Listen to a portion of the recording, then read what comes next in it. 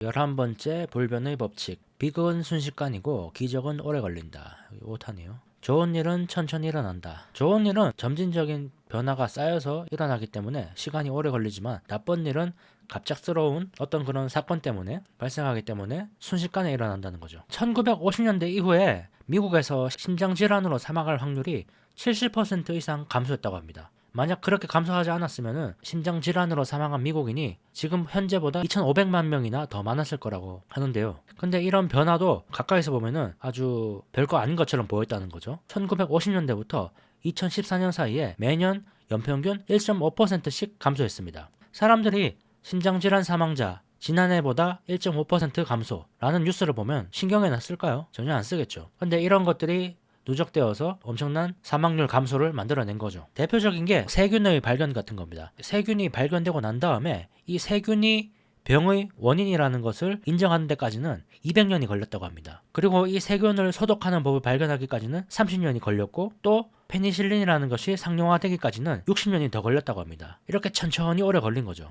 경제 성장률도 마찬가지입니다. 이 그래프는 미국 GDP 성장률을 보여주는데요. 꾸준히 성장을 하죠. 이렇게 꾸준히 성장을 해서 엄청난 성장을 했지만은 매년 GDP 성장률은 한 3% 내외 정도였습니다. 1인당 GDP는 지난 100년 동안 8배나 증가했지만 매년으로 보면 3% 정도였다는 거죠. 이렇게 발전은 시간이 오래 걸립니다. 너무 오래 걸려서 일어났는지조차 파악하기가 힘들죠. 그렇다면 반면 나쁜 일은 어떨까요? 진주만 공습과 9.11 두 사건 모두 시작에서 종료까지 1시간 정도밖에 걸리지 않았습니다. 코로나 때문에 이 삶이 바뀌기까지는 30일 정도밖에 걸리지 않았습니다. 리만 브라더스는 어땠을까요? 리만 브라더스는 158년의 역사를 가진 회사였는데 파산하기까지는 15개월밖에 걸리지 않았습니다. 이런 안 좋은 일들이 순식간에 일어나는 것에 비해 좋은 일들은 왜 천천히 일어날까요? 사실 그럴 만한 이유가 있는데요. 어떤 좋은 일, 성장, 발전 같은 것들은 항상 그것을 지연시키는 힘이나 장애물들이 있습니다. 그것들의 속도를 지연시키죠.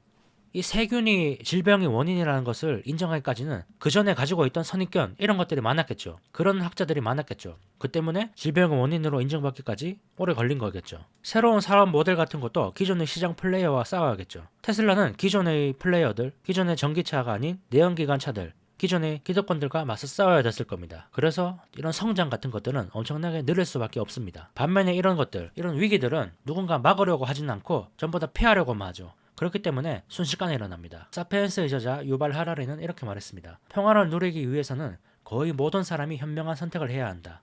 반면 전쟁은 단 한 명의 나쁜 선택만으로도 벌어질 수 있다. 한 명의 인간이 만들어지려면 엄청나게 복잡한 과정이 존재하죠. 인간 아기는 100억 개의 신경세포와 250조 개의 시냅스, 11개의 기관계, 그리고 고유의 특성을 지니고 있죠. 이런 것들이 다 맞아 떨어져야 한 명의 인간이 탄생하게 되죠. 반면에 죽음은 원인이 무엇이든지 간에 혈액과 산소의 부족으로 일어납니다. 인간이 만들어지는 과정은 상상을 뛰어넘을 만큼 복잡하지만 죽는 이유는 허망할 만큼 간단하죠. 기적은 오래 걸리고 비극은 순식간에 일어나는 거죠. 책의 본문을 한번 보죠. 성장과 발전은 언제나 그것을 지연시키는 힘이나 장애물에 맞서 싸워야 한다. 새로운 아이디어는 관심을 얻기 위해 싸우고 새로운 사업 모델은 기존 시장 플레이어들과 싸운다. 언제나 맞은편에서 불어오는 역풍이 존재한다. 한편 몰락의 기미가 보이는 무언가는 모두가 패하려 한다. 발전하는 것은 사람들의 관심을 받지만 무너지는 것은 그렇지 않다. 요즘 AI가 많이 성장을 하고 있죠. 엄청나게 빠른 속도로 성장을 하고 있는데 그 못지않게 역풍도 셉니다. AI가 어떤 만들어낼 미래가 무섭다라는 것도 있고요. 제일 큰 거는 일자리가 없어진다는 것이겠죠. 어쨌든 이런 기술 발전은 여러 가지 역풍들이 존재한다는 겁니다. 그래서 오래 걸린다는 거죠. 반면에 사라지는 것은 순식간입니다. 만들기는 어렵고 파괴하기는 쉽습니다. 도미노나 탑쌓기를 생각해보면 쉽습니다. 다음은 사소한 것과 거대한 결과. 작은 것이 모여서 엄청난 것을 만든다. 한국에도 그런 속담이 있죠. 티끌 모아 태산. 딱 그겁니다. 이번 주제는 예일대학교에서 발표한 연구 결과에 따르면 비만의 주요 원인은 폭식이 아니라고 합니다. 오히려 적은 간식을 자주 먹는 것이 비만의 원인이라고 하는데요. 대부분의 재앙, 안 좋은 일 같은 것들은 작은 리스크가 쌓여서 증폭되어서 변할 때 만들어집니다. 평소에 습관적으로 먹는 이런 간식들, 그런 것들이 점점점 쌓여서 비만을 만든다는 거죠.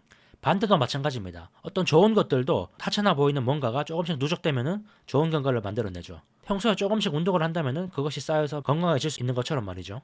역사에서 사소한 것들이 거대한 결과를 만들어낸 사례들이 있는지 한번 보죠. 2차 세계대전 끝에 일본의 원자폭탄이 떨어졌죠. 그 원자폭탄이 떨어지고 나서 서로 더 큰 원자폭탄을 만들었습니다. 원자폭탄 중에 제일 큰 게 소련에서 만든 차르본바라는 건데요. 이건 히로시마에 투하된 것보다 1500배나 더 크다고 합니다. 이런 무기들을 실제로 사용할 수는 없겠죠. 미국도 그렇고 소련도 그렇고. 그렇기 때문에 이 차르본바를 기점으로 미국과 소련은 점점 더 큰 핵을 만드는 것을 멈추기 시작합니다. 이런 큰 핵폭탄은 떨어뜨리는 순간 상대방도 사용할 것이기 때문에 모두가 죽게 되죠. 그렇기 때문에 더 큰 핵폭탄을 만드는 걸 그만둔 거죠. 그러면서 이 다음부터 핵탄두를 점점 더 작게 만들기 시작합니다. 점점 더 소형화하는 거죠. 이런 소형 핵무기들은 조금 더 큰 거에 비해서 덜 위험해 보였습니다. 세상을 멸망시키지 않고도 핵폭탄을 사용할 수 있었으니까요.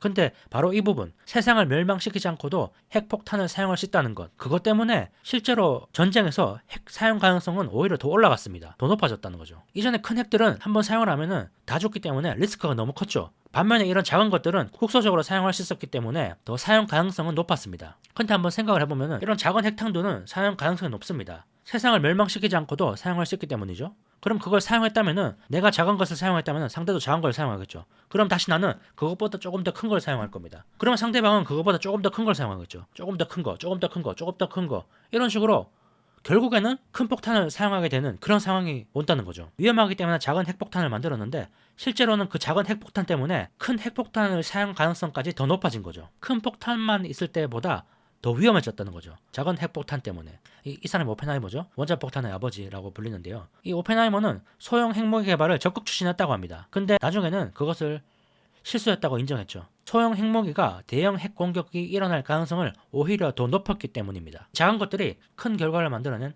사례라고 할 수 있습니다. 자, 대공황은 어떨까요? 이 대공황 당시에 이 배급을 받으려고 기다리고 있는 사람들입니다. 1929년 당시에는 아무도 이런 대공황이 올 거라고 생각하지 않았습니다. 그렇다고 아무런 문제가 없다고 생각한 건 아니었죠. 20년대 후반에는 주식시장이 고평가되어 있었고 부동산 투기가 심했고 농업이 침체기에 빠져 있었습니다. 이런 사소한 요인들은 숨겨져 있던 것들이 아니라 종종 언급되던 문제였습니다. 근데 이런 것들이 맞물리면서 대공황을 만들어낸 거죠. 오른쪽에 보이는 이 사진은 1977년에 테네레페라는 공항에서 벌어진 비행기 추돌 사건입니다. 비행기 한 대가 아직 활주로 있는 상태에서 다른 비행기가 이륙을 시도하는 바람에 두 비행기가 추돌했죠.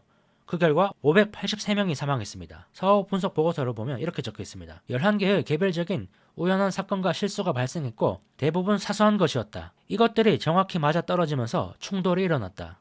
이런 것들이 한 개씩 따로 일어났다면은 사건이 일어나지 않았을 텐데 이런 것들이 맞아떨어지면서 엄청나게 큰 참사로 발현이 된 거죠. 이런 현상이 반대 방향으로도 일어납니다. 그걸 가장 잘 보여주는 게 이 진화라는 건데요. 진화라는 게 유래한 특성만 골라서 선별해내서 남기는 것. 이것이 진화의 어떻게 보면 가장 큰 특징인데요. 저자는 그것보다 더 큰 특징이 있다고 합니다. 유래한 특성을 선택해내는 것.